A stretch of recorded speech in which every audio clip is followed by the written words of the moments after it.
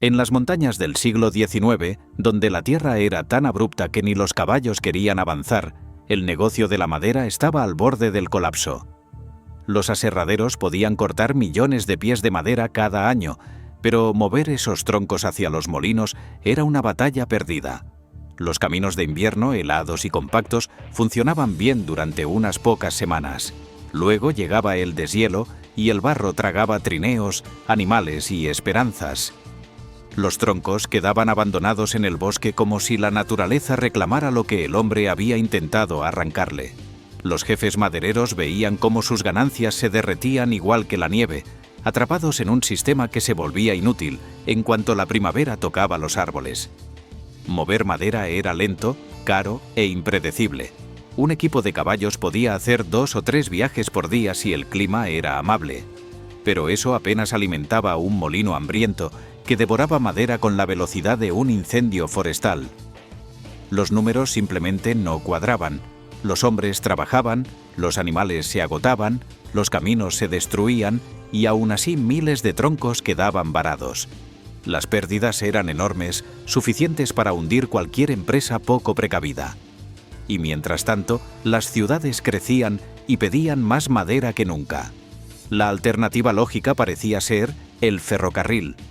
Pero un ferrocarril convencional era demasiado caro para el terreno salvaje del norte de Michigan o del Pacífico, donde los troncos se cortaban en colinas imposibles.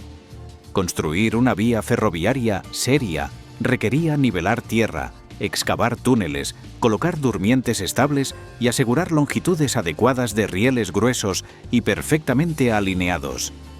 Los madereros no tenían tiempo ni dinero para eso. Ellos necesitaban un tren que pudiera meterse en el bosque sin pedir permiso, que pudiera avanzar sobre vías improvisadas colocadas sobre troncos, rocas y barro. Un tren que se adaptara al terreno, no que obligara al terreno a adaptarse a él. Los ingenieros ferroviarios, orgullosos de sus máquinas elegantes, decían que aquello era imposible. Las locomotoras eran criaturas de precisión. Ruedas alineadas, marcos rígidos, pistones perfectamente coordinados para ofrecer velocidad y potencia. Introducir esas locomotoras en un bosque salvaje era como pedirle a un caballo de carreras que tirara de un arado sobre un campo de piedras. Los rieles se doblaban, la locomotora perdía tracción, y las curvas tan cerradas que parecían una espiral hacían que cualquier máquina convencional descarrilara con solo mirarlas. Las locomotoras de varillaje, esas que dominaban el país en vías principales, eran demasiado largas, demasiado rígidas y demasiado delicadas para sobrevivir en un territorio que era enemigo natural del acero. Cada golpe de los pistones producía un martillazo sobre los rieles, una fuerza vertical que desgarraba pistas livianas y hacía saltar clavos. Incluso en condiciones ideales, estos martillazos fatigaban las vías. En un campamento maderero, los destruían. Las locomotoras resbalaban en pendientes pronunciadas, se atascaban en barro y necesitaban un nivel de mantenimiento que ningún bosque remoto podía ofrecer. La industria temblaba. Un año de mal clima bastaba para hundir una explotación entera. Los aserraderos que debían funcionar todo el año quedaban inactivos durante meses. Los jefes madereros hicieron lo que hacen todos los empresarios desesperados. Buscaron soluciones desesperadas. Fue entonces cuando apareció un hombre que no era ingeniero, ni siquiera era ferroviario. Su nombre era Ephraim Shea, un veterano de guerra convertido en comerciante maderero. Su taller era pequeño, su experiencia técnica limitada, pero tenía algo que los ingenieros a menudo pierden: observación directa del problema. Él vivía en el bosque, él veía las montañas, él sentía el peso de los troncos y la urgencia de moverlos, y no estaba interesado en lo que los libros dijeran que una locomotora debía ser. Solo quería una máquina que funcionara. Su primer intento fue casi cómico: un motor montado sobre un vagón plano. Funcionaba, a veces, pero no podía con la carga ni con las curvas. Shea siguió probando ideas. Intentó mover los ejes mediante cadenas, pero saltaban o se rompían. Probaron correas, pero se resbalaban en humedad y se quemaban bajo tensión. Cada fracaso era una lección disfrazada. Shay, a diferencia de los ingenieros formales, aprendió no desde la teoría, sino desde la necesidad. Observó cómo los vagones madereros giraban en curvas imposibles gracias a sus tracks pivotantes. Observó cómo un tren ligero podía avanzar si cada rueda hacía su parte. Entonces, formuló la idea que cambiaría la historia de los ferrocarriles de montaña. ¿Y si toda la locomotora funcionaba como un vagón articulado y flexible, capaz de doblarse con la curva en vez de luchar contra ella? ¿Y si, en lugar de dos grandes ruedas motrices, las locomotoras tuvieran todas sus ruedas impulsadas? Su respuesta fue un diseño que los ingenieros tradicionales consideraron torpe, feo y contrario a todo principio estético. A un lado de la caldera colocó cilindros verticales que movían un cigüeñal. Ese cigüeñal impulsaba un eje largo exterior, un árbol de transmisión que recorría la locomotora como una columna mecánica. Desde él, engranajes cónicos llevaban potencia a cada rueda de cada track. Era esencialmente una locomotora con tracción total. No corría, reptaba. No brillaba, gruñía. No era elegante, era pura supervivencia hecha hierro. Cuando terminó su prototipo, muchos rieron. La locomotora parecía un invento improvisado, una máquina desalineada y asimétrica. Los ingenieros ferroviarios se burlaban de su falta de simetría, de sus cilindros verticales, de que la máquina cojeaba visualmente por tener el mecanismo a un lado. Pero Shay no buscaba aprobación estética. Solo quería ver troncos moviéndose. Y cuando su máquina se adentró en la montaña por primera vez, ocurrió algo que nadie había previsto. La locomotora avanzó. Avanzó donde ninguna otra avanzaba. Giró donde ninguna locomotora podía girar. Trepó pendientes que habrían hecho resbalar a 10 máquinas convencionales. Cruzó barro como si fuese camino seco. Y lo más importante, nunca descarriló. Los madereros quedaron boquiabiertos. Las montañas, antes barrera infranqueable, se abrían ahora ante los engranajes, y así comenzó la transformación de un invento ridiculizado en una revolución del ferrocarril de montaña. El éxito inesperado de aquella primera máquina no hizo desaparecer las burlas de inmediato. Para muchos ingenieros de finales del siglo XIX, la locomotora de Shay seguía siendo una excentricidad rural, una solución improvisada creada por un hombre sin formación técnica. En los círculos ferroviarios se repetía que aquella locomotora solo funcionaba porque las expectativas eran bajas, que en cuanto se enfrentara a un terreno más exigente, fallaría como todos los experimentos anteriores. Sin embargo, mientras esas bromas recorrían oficinas y talleres, los madereros en los bosques veían otra realidad. Los troncos llegaban, los trenes subían, los campamentos prosperaban. Por primera vez en años, los aserraderos podían trabajar en meses cálidos sin depender del hielo del invierno. El cambio era tan palpable que incluso los capataces más veteranos empezaron a darse cuenta de que aquel torpe invento tenía algo que ninguna locomotora elegante había logrado. Lo que diferenciaba a la locomotora de Shay de cualquier motor convencional no era solo su transmisión por engranajes, sino su filosofía completa. Las locomotoras tradicionales estaban hechas para el ferrocarril principal. Vías niveladas, curvas amplias, rieles pesados. Eran locomotoras pensadas para correr. La locomotora de Shay, por el contrario, no estaba diseñada para velocidad. Estaba diseñada para obedecer a la montaña. Cada componente tenía como objetivo mantener el contacto con los rieles, distribuir la potencia sin perder tracción y permitir que la locomotora doblara con la curva, en vez de combatirla. El peso se repartía de manera uniforme sobre los tracks pivotantes, lo que significaba que cada rueda tenía su propia oportunidad de morder la vía. Para una locomotora convencional, una curva de 50 pies era una sentencia de descarrilamiento. Para una Shay, era un giro más. Pronto los capataces descubrieron algo que los dejó atónitos. Aquellos motores podían avanzar sobre vías colocadas el mismo día. Los campamentos madereros, acostumbrados a levantar rieles de manera improvisada sobre troncos, raíces, rocas y pendientes abruptas, encontraron que la locomotora se desplazaba como si estuviera acostumbrada a la imperfección. donde un motor de varillaje se detendría con un golpe seco, la Shea continuaba. Engranaje a push and shit, engranaje, desplazando el tren como una criatura que tantea el terreno antes de avanzar. Esta capacidad transformó por completo el trabajo diario. Ya no era necesario construir vías perfectas ni reforzar estructuras temporales. Bastaba con trazar un camino aproximado y dejar que la locomotora hiciera el resto. Aquello reducía costos, aceleraba la producción y ampliaba las posibilidades de explotación forestal. En los campamentos de Michigan surgieron historias casi legendarias.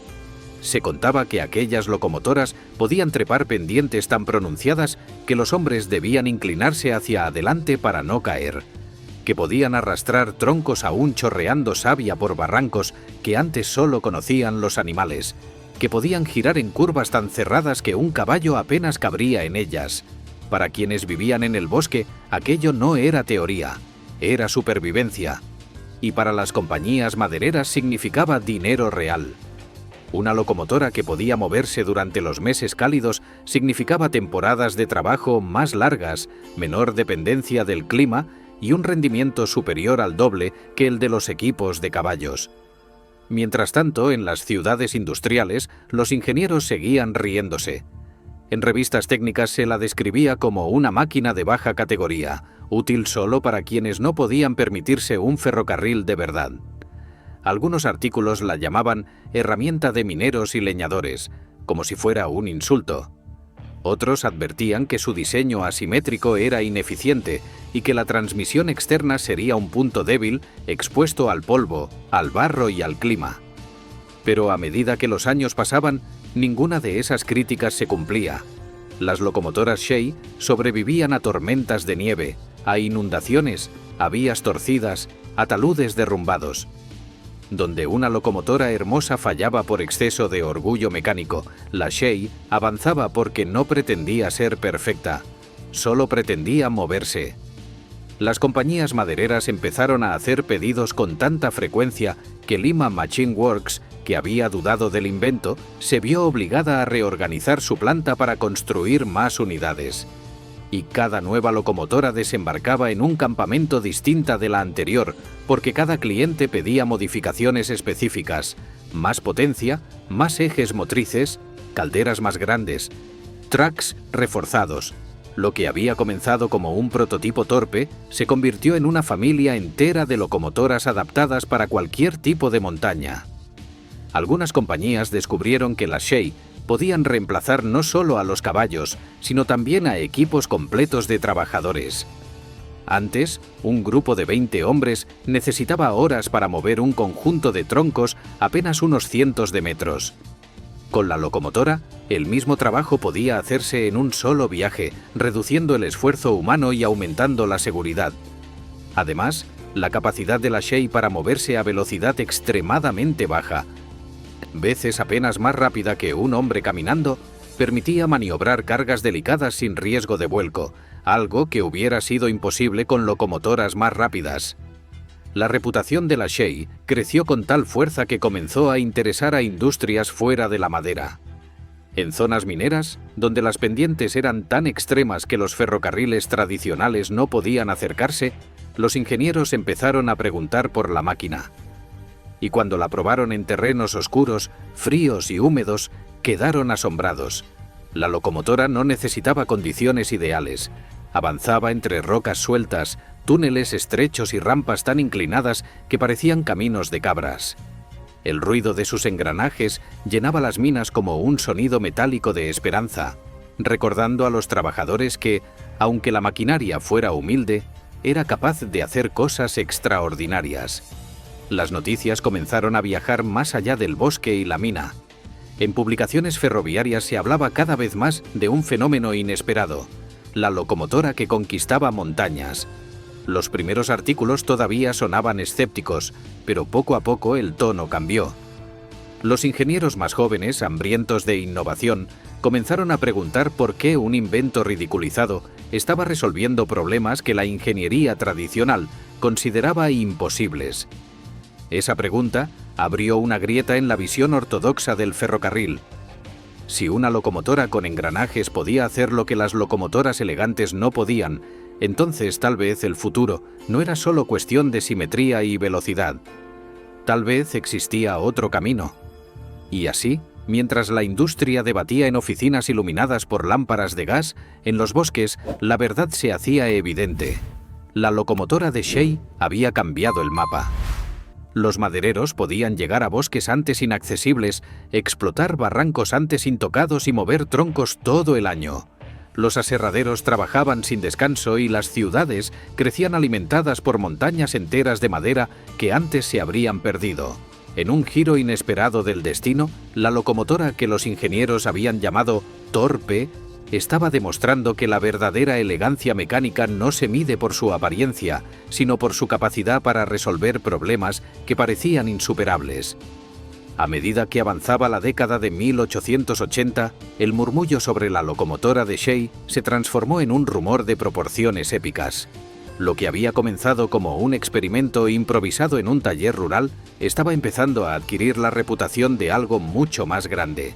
Una máquina capaz de conquistar territorios donde incluso la ingeniería más sofisticada había fracasado. Los ingenieros que alguna vez se rieron de ella comenzaron a escuchar historias que, aunque parecían exageradas, venían acompañadas de resultados verificables. No era un juguete rústico, como muchos habían dicho. Era una herramienta que estaba reescribiendo el concepto de ferrocarril en regiones que antes parecían inaccesibles. Mientras las compañías madereras de Michigan y del noreste consolidaban su éxito, las del Pacífico noroeste también comenzaron a fijarse en la máquina.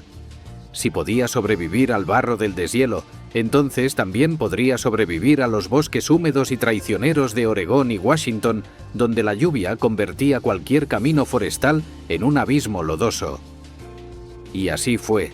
Las primeras locomotoras Shea enviadas a esa región demostraron con claridad que no era necesario esperar al invierno para mover troncos.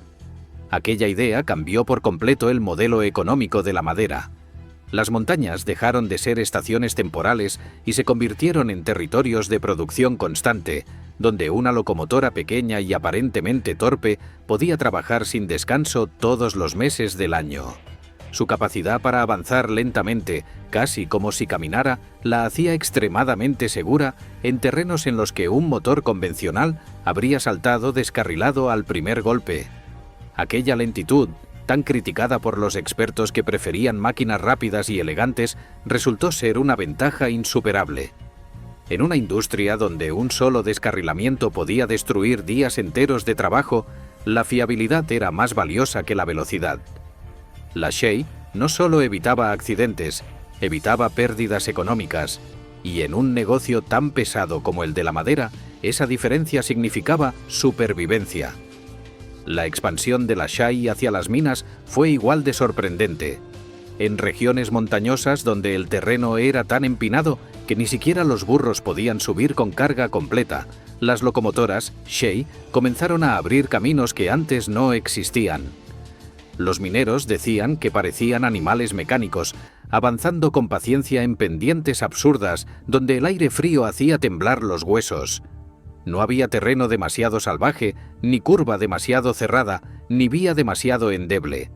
La locomotora con engranajes avanzaba como si estuviera hecha del mismo material que la montaña. Era una máquina que no imponía su fuerza contra la naturaleza. Trabajaba con ella, adaptándose metro a metro. Ese carácter humilde pero imparable llamó la atención de compañías fuera de Estados Unidos. Primero llegaron pedidos desde Centroamérica y Sudamérica, donde los terraplenes ascendían por cerros angostos y húmedos. Luego desde regiones tropicales, donde los rieles se hundían en barro y las lluvias torrenciales destruían cualquier cosa que no fuera flexible y robusta. En las Filipinas, por ejemplo, los ingenieros encontraron en la Shea la única locomotora capaz de atravesar campos de caña, donde la tierra parecía moverse bajo los rieles. En Nueva Zelanda, donde los bosques talados parecían más junglas que bosques, las Shea se convirtieron en criaturas mecánicas legendarias, avanzando entre niebla y humedad como si no conocieran el miedo. Y en los Andes, su Chin capacidad para trabajar en las alturas, donde la presión del aire debilitaba el rendimiento de otras locomotoras, la transformó en una aliada indispensable para haciendas, minas y obras ferroviarias.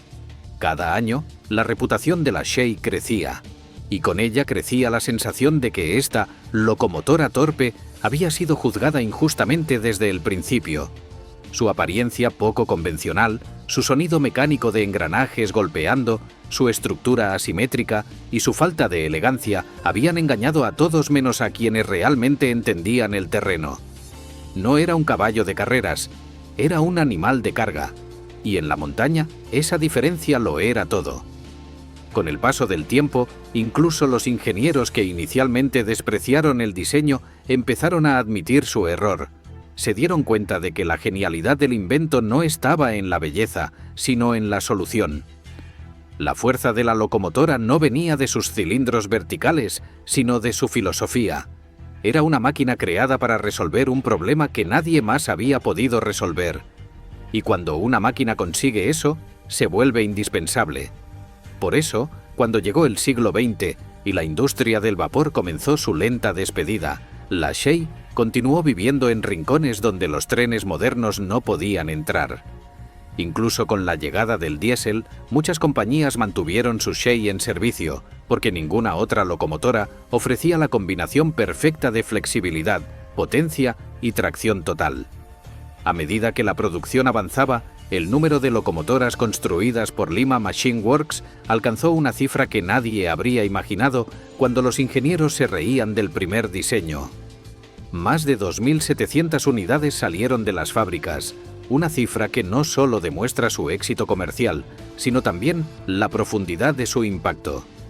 Estas máquinas no solo movieron madera y minerales, movieron economías enteras.